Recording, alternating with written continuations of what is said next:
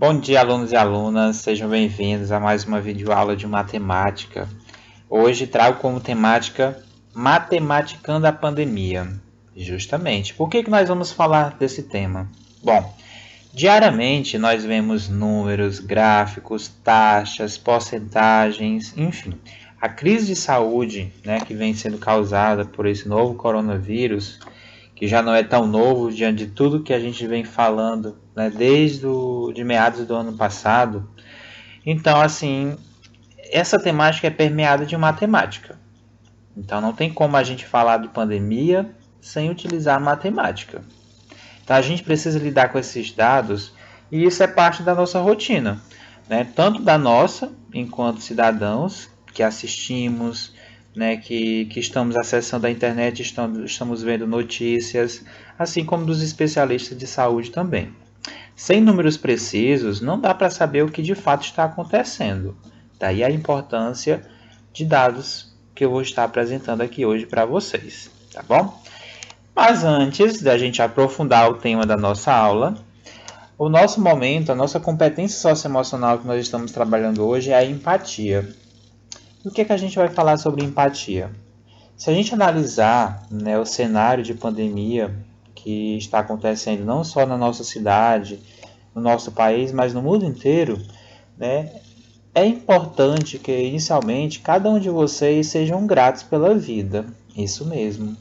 Por mais que às vezes a gente reclame de uma situação ou outra, das dificuldades que nós estamos passando, mas a gente tem que ser grato pela vida. Nós estamos aqui se conhecendo aos pouquinhos, dividindo esses momentos, aprendendo mais.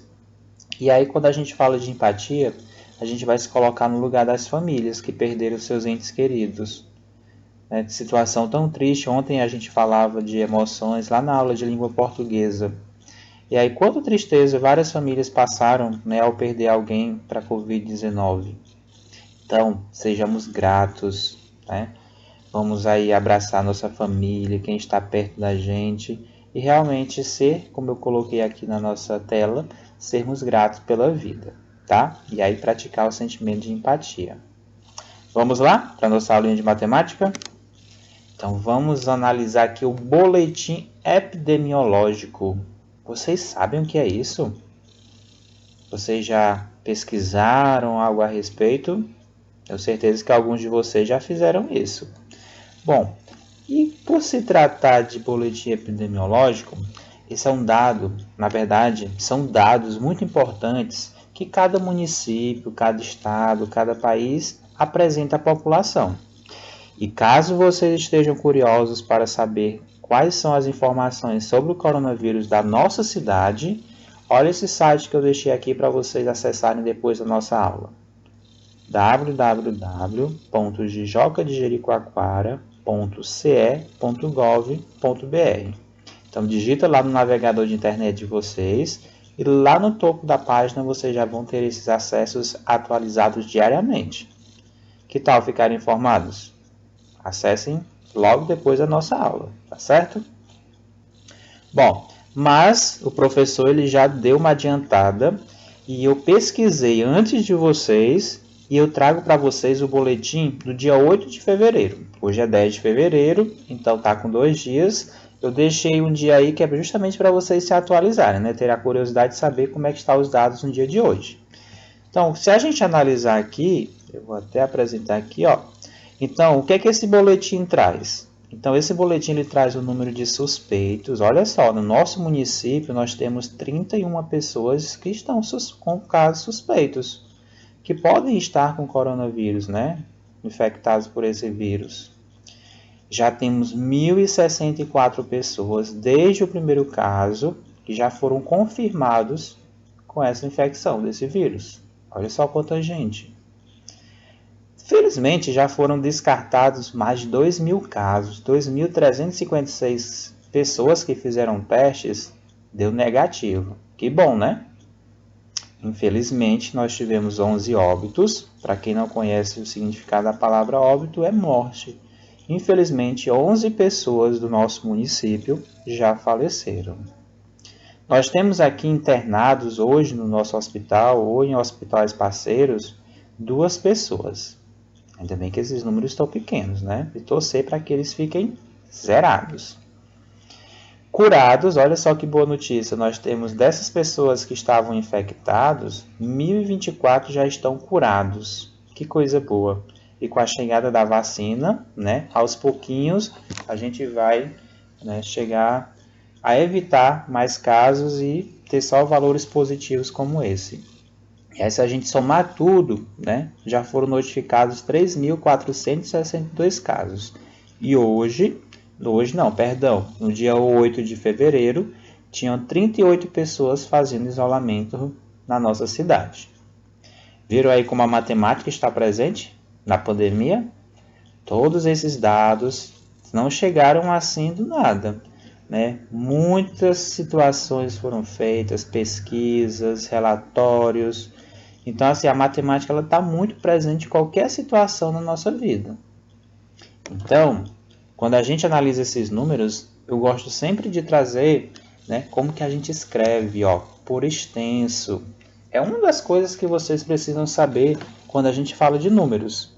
É um dos objetivos de hoje, é justamente trabalhar os números, explorar esses números através da sua leitura e escrita. Então, quando a gente fala da escrita, ou seja, por extenso, um número, é dessa maneira que eu estou mostrando para vocês. Então, aqui eu tenho um número, 31, e aqui à frente como que a gente escreve. Ele está por extenso, tá? Não esqueçam disso, isso é super importante. Então, 31, e aqui eu ainda tenho a decomposição. 31 equivale a quê? A 3 dezenas e uma unidade. Lembram disso? Com certeza sim. Quem não lembra, vai revisar agora e com certeza vai dar um show na nossa atividade. Então, nós temos 1.064 casos confirmados, né? E isso equivale a uma unidade de milhar, 6 dezenas e 4 unidades. Nós estamos trabalhando aqui o número, tá? Descartados, lembro que foi 2.356. Olha só o cuidado. 2.356. Então, vocês vão fazer a leitura do número e vão ir fazendo a escrita. Viram? Muita atenção nessa hora aí para não esquecer nenhum número. E aí, aqui na decomposição, 2 unidades de milhar, 3 centenas, 5 dezenas e 6 unidades. Lembrando que uma unidade de milhar equivale a 1.000, uma centena a 100 e uma dezena a 10. Uma unidade equivale a 1. Tenho certeza que vocês estão recordando de tudo isso. Número de óbitos foram 11. O número 11 equivale a uma dezena e uma unidade. Olha só o número de internados, eram 2. Fácil, não é? 2 equivale a 2 unidades. 1.024, uma unidade de milhar, 2 dezenas e 4 unidades. Acho que já deu para relembrar tudo isso. Aqui nós temos 3.462. Aqui a sua decomposição, ó, 3 unidades de milhar, 4 centenas, 6 dezenas e 12 unidades. E aqui para a gente fechar, 38, né, que é o total de pessoas em isolamento, que equivale o número 38 a 3 dezenas e 8 unidades. Então, só para vocês fazerem uma relação, né, dos dados da pandemia com a matemática. É super interessante a gente estar trabalhando, né, com esses números, reconhecendo, explorando. E outro dado importante desse boletim é o vacinômetro. Então, esses dados foram atualizados no dia 5 de fevereiro de 2021. E a gente vê aqui que foram recebidas até o momento, né, até essa data, 285 vacinas. E todas elas, 285 vacinas, já foram aplicadas. Ou seja, 100%. Então, toda a quantidade de vacinas que já chegaram no nosso município foram aplicadas. Ou seja, nós já estamos imunizando as pessoas, né, os trabalhadores da saúde, as pessoas mais idosas. Então, vocês com certeza já devem ter ouvido falar sobre essa temática. E aqui a gente está vendo a matemática presente em tudo. E o que é que equivale a 100%, professor? 100% equivale ao todo. Sempre que você vê falar em 100%, está falando do todo. Esse ano a gente vai conhecer um pouquinho sobre porcentagem. Calma aí que e a gente chega lá nas próximas aulas. Bom, e ainda com o boletim, a gente vai trazer uma outra situação. Lembram dessa temática? Ordem crescente e ordem decrescente. Ordem crescente é quando a gente vai ordenar os números do menor número para o maior número. Do menor para o maior. Quando a gente fala em ordem decrescente, aí a gente já está falando o inverso. É do maior número para o menor. Lembram disso também? Maravilha, turma. Então, assim, se nós observarmos os dados que eu apresentei anteriormente e a gente colocar eles em ordem crescente, eu vou pegar o menor número e vou até o maior. Quem é o menor número dessa tabela? 2, muito bem. Em seguida, nós temos o 11. Percebam que eu estou do menor para o maior, ou seja, ordem crescente. 31. Quem será o próximo número? 38. Quem é o número maior que 38? Nessa sequência do menor para o maior. Não é simplesmente o maior. Tem que ser numa sequência ordenando do menor para o maior. 1024, que é menor do que 1064. Cuidado aí quando a gente está falando da ordem de milhar. 1000, mas aí o 24 é menor do que 64. Depois nós temos o 2356 e, por último, 3465, era o maior número. Nós estamos analisando aqui, ó, esses valores, esses números lá do boletim epidemiológico, né, coronavírus município de Jorge de Jericoacoara, tá? São esses números que nós estamos colocando em ordem crescente. Em ordem decrescente, vou deixar o desafio aí para vocês fazerem em casa.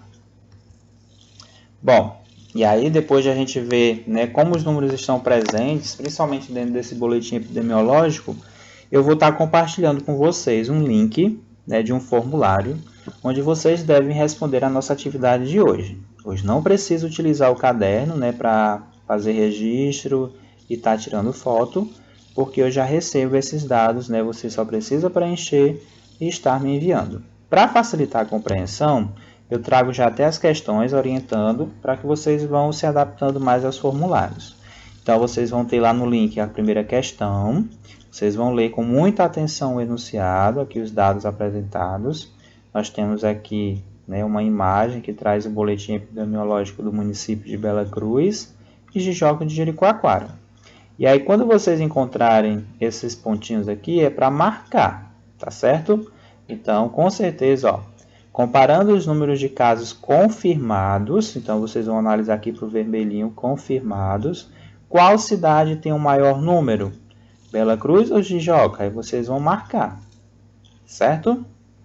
Já na segunda questão, vocês vão continuar observando esses dados e vão responder qual o total de óbitos nas duas cidades juntas? Então, já tem uma operação aqui para vocês fazerem. Então, vocês vão calcular no caderno de vocês e vão colocar, digitar a resposta aqui, ó. Sua resposta. Você vai digitar a resposta final. Compreendido? Na questão 3, da mesma forma. Vocês vão ler a questão, que vai falar sobre a importância das vacinas. Vai analisar esse vacinômetro. E aí vai ler a questão com atenção, ó. Escrevo por extenso. Lembra que eu expliquei para vocês o que é escrita por extenso?